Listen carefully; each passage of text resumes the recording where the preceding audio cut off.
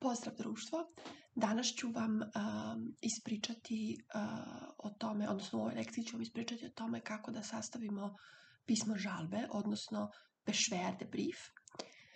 To se razlikuje u odnosu na Leserbrief, zato što ovdje ne moramo da iznosimo podobavezno pozitivne strane, znači ne moramo da govorimo s druge strane to i to, nego moramo samo da nabrojimo stvari zbog kojih se mi žalimo. Nemojte se plašiti tog pisma.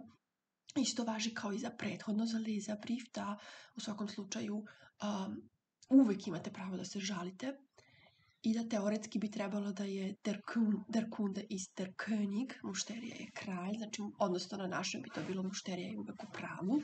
Znači, trebali bismo da sa sigurnošću izložimo naš problem, ono oko čega se žalimo.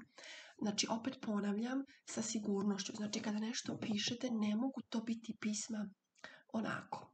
Ne može biti zuzu, ne može biti vage, kao slabo, nesigurno. Znači, koju god vrstu teksta da pišemo, mi moramo biti sigurni to što pišemo i to mora da odiše iz svake rečenice. To je naravno povezano i sa našim ličnim stavovima. Znači, mi moramo biti sigurni ono za šta zastupamo. Znači, ne možemo ništa raditi na pola.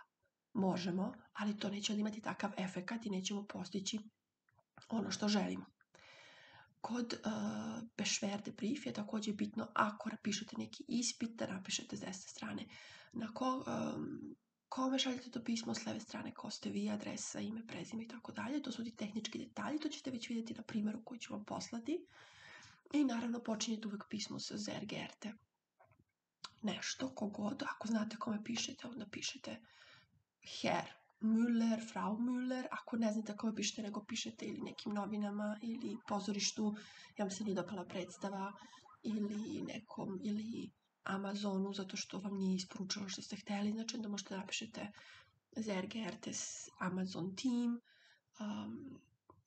sehr geehrte Theaterverwaltung ili tako nešto, znači nešto uopšteno.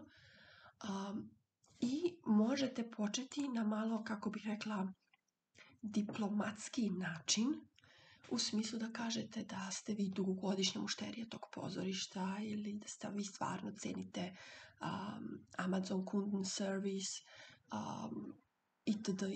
Ili da ste vi već dugogodišnji partneri te firme, da ste vi dugogodišnji korisnik tih i tih proizvoda. Znači počinjete tako u tom uvodu, međutim desilo se to i to. Tu ću